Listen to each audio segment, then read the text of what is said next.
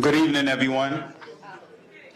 My name is Calvin Brown, and I'm with the Department of City Planning. And tonight I'll be presenting the East Harlem neighborhood rezoning proposal, focusing on why we chose East Harlem as a neighborhood study and the department's strategy. The East Harlem neighborhood rezoning is a series of land use actions proposed by the department that builds off of the extensive community engagement effort that was led by the City Council Speaker, Melissa Mark Viveritos, that will create new housing, facilitate economic development and job-generating opportunities, identify key capital infrastructure improvements needed, and establish urban design controls in East Harlem. What I hope by the presentation is that you see the amount of community engagement that we had as part of the process, the interagency collaboration, and the nuanced approach that we took to the distinct areas within East Harlem to come up with what we feel is a targeted approach. So I'll talk a little bit about background in East Harlem, the steering committee, and the East Harlem neighborhood plan process, DCP's neighborhood study approach, the neighborhood rezoning objectives, and then the proposed actions as part of this rezoning. So based on the latest census, there are approximately 120,600 people who call East Harlem home. Of the 46,000 households in East Harlem, 90% are renters. The median household income is approximately $31,000, which is 50% less than Manhattan's median household income and 40% less than citywide. A large share of the population has incomes below 30% of the area median income, which is $24,500. And East Harlem has the highest health impacts compared to the other community boards in Manhattan, especially as it relates to adult obesity and premature mortality, as well as asthma. As part of the 1961 rezoning, much of the district was rezoned what we call an R7-2, which is a height factor district, which encouraged lower apartment buildings on smaller zoning lots and taller buildings on larger lots with less lot coverage. There are areas in the district that still has this zoning designation, and most of the low-rise housing and pre-war tenement buildings that are characterized by 3 to 4 story buildings were replaced by high-rise tower in the park or public housing development. Additionally, urban renewal plans that especially mapped along Park Avenue prohibited residential development within 100 feet of the viaduct, which resulted in limited pedestrian activity because of the disjointed street walls and limited ground floor uses. There are a number of districts within East Harlem where residential development is not allowed by zoning. The current zoning, if you were to look at north of 125th Street along Park Avenue, where you have heavy automotive land uses, heavy auto-related uses and manufacturing uses, even though residential development is there, it's been grandfathered there, but residential development is not allowed in those districts. The Special Transit Land Use District, which is along 2nd Avenue, was mapped in the 70s, and this was mapped in anticipation of the 2nd Avenue subway. The existing provisions that are in the zoning were intended to allow for critical subway and necessary infrastructure. In 2003, East Harlem was rezoned east of Lexington Avenue between 96th Street and East 124th Street. This rezoning replaced much of the existing height factor zoning district with contextual districts with maximum street wall and building heights. Unfortunately, the rezoning did not result in what we felt was a meaningful amount of new development, especially along 3rd Avenue, where some buildings continue to have underutilized vacant upper stories. The current zoning along this corridor does not require affordability. In 2008, portions of East Harlem was rezoned as part of the 125th Street Special District in an effort to strengthen the 125th Street commercial corridor. However, special controls that were included in the district limit the potential of certain areas, especially 125th Street and Park Avenue. So this is what we call a land use map, and as you can see from the yellow, East Harlem is a residential neighborhood in character, and there are strong commercial corridors that act as anchors for the community, especially along 125th Street, 3rd Avenue, and East 116th Street. In East Harlem, 75% of the existing housing stock is affordable through rent stabilization, rent control, or some government-assisted program. And NYCHA developments comprise 30% of this housing stock. However, in the last couple of years, neighborhood rental trends have shown that median gross and asking rents are increasing at a rate that is higher than the city. These trends are expected to continue on this trajectory, given that there are a number of new market rate developments currently under construction or in the pipeline. And as I stated before, they do not require affordability. East Harlem was chosen as one of the neighborhood studies because these trends pose a threat to the existing affordable housing stock and limits the ability to provide affordable housing opportunities. There are areas in East Harlem, as I stated, where the zoning has been in place for over 50 years, or areas in the district where residential development is not allowed. Acting now, the city has the ability to leverage East Harlem existing assets to create more residential and economic development opportunities that will benefit not only existing residents, but residents who want to come back to the neighborhood as well as new residents. The East Harlem Neighborhood Study does advance and supports the goal of the Mayor Housing Plan to build and preserve 200,000 affordable units for New Yorkers with a range of incomes from the very lowest to those in middle class, while creating diverse and livable neighborhoods. In response to the mayor's announcement that East Harlem would be one of the city's neighborhood studies, the City Council Speaker, Melissa Mark Veritos, convened a steering committee comprised of local community stakeholders to engage on a number of neighborhood topics ranging from open space to housing development and land use. The outcome of that process was the East Harlem Neighborhood Plan, which provided over 200+ recommendations to the city based on these neighborhood topics and served as a guide for the city's efforts. As a part of the steering committee process, there were numerous community meetings with local stakeholders, community members, and city agencies leading up to visioning sessions and steering committee meetings. These meetings provided an opportunity for residents to directly engage with community service providers as well as city agency representatives to share their concerns and how they envision the future of their community while learning about the status of current and future city-sponsored projects and programs in their neighborhood.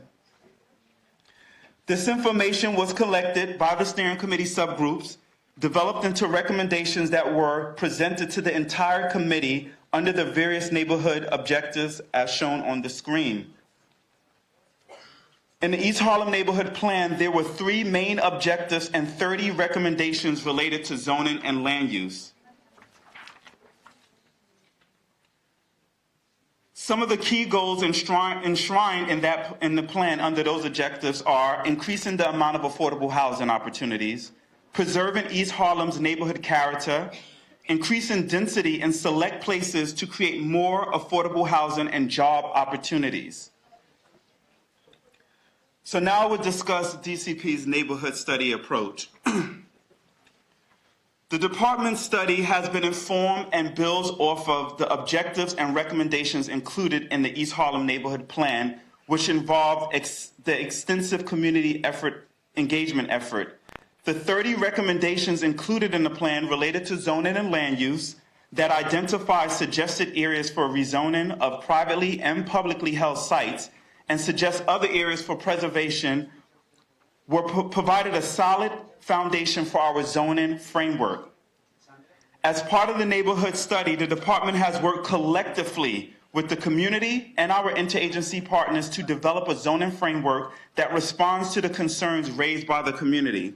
This collaborative effort process continues as city agencies continue to meet with steering committee subgroups, attend public meetings on various recommendations that have been included in the plan. This engagement and partnership have informed the department goals for the neighborhood study, and our goals are to create opportunities for additional affordable housing, permanently affordable housing, through the mandatory inclusionary program, modify the zoning to promote and preserve commercial vitality while creating additional economic development and job generating opportunities, continue to collaboratively work with our interagency partners to identify and incorporate capital infrastructure needs, modify the zoning in select areas to preserve the built neighborhood character, and to establish urban design controls that will improve the streetscape in East Harlem. In achieving the goals and addressing some of the recommendations in the East Harlem Neighborhood Plan, we are taking a targeted approach to the rezoning this neighborhood, focusing growth on corridors that can handle the density and focusing preservation in areas where we would like to recognize the consistent built neighborhood context. It is important that I stress at this point that this is just one component of the robust city effort across a variety of agencies that provides a comprehensive approach beyond zoning, such as additional housing opportunities, workforce development, public health, education, parks, just to name a few. And we're hoping that we can strike a balance between our growth strategies and our preservation efforts. So in the next couple of slides, I would just kind of walk through each of these strategies as they relate to housing, economic development, and infrastructure. So in terms of housing, as a part of our nuanced strategy, we're focusing our housing in areas where we can modify the zoning and it can create additional opportunities for housing, affordable housing. And for the first time in East Harlem, we can, through the mandatory inclusionary housing program, get a significant amount of new affordable housing that will be required to be permanent. And I want to stress that this becomes the new baseline. At this point now, the baseline is 0. So as the concerns been raised by the community, when developers come and they develop in this area, they start from 0 affordability. But we're creating a new baseline under the mandatory inclusionary program where affordability will start. And in order to reach those deeper levels of affordability, then we can work with our other city partners like HPD to try to bring down those levels so we can reach those households who are most in need and most vulnerable in the neighborhood.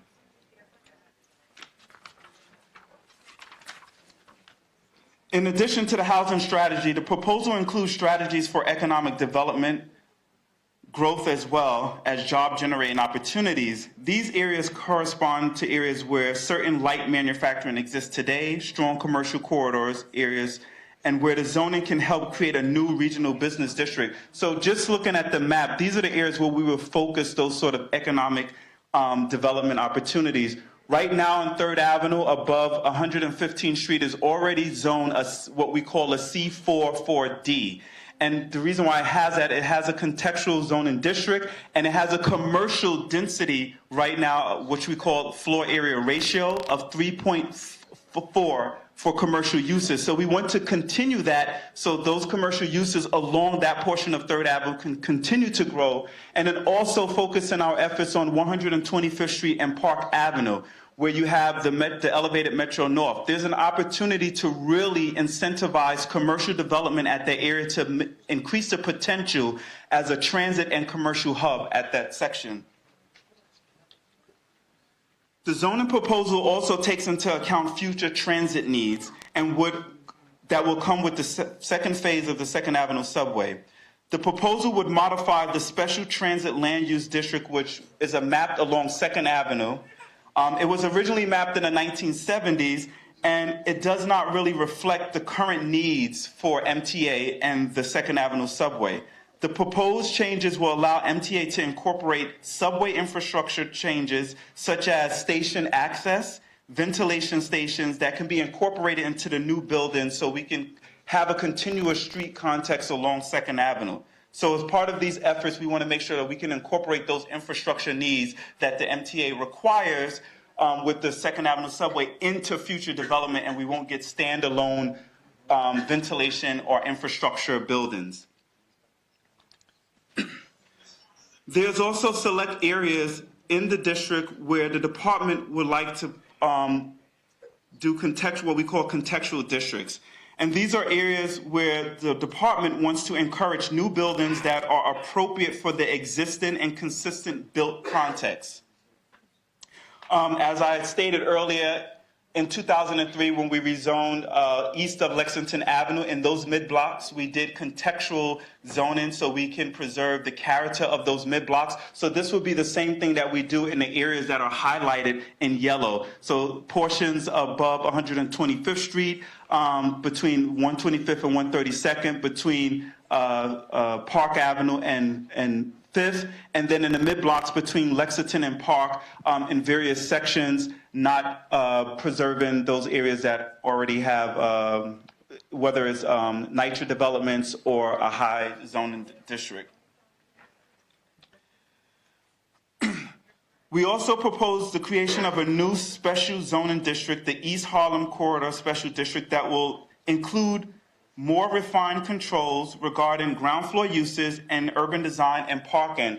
And also we're including this special district so we can make sure that development, especially adjacent to the viaduct, can set back in certain areas, make sure that there are certain uses that are on the ground floor that will activate the streetscape. So there are certain controls that we're putting into the special district that will make sure that we are cognizant of these things that we've heard throughout our engagement with the community.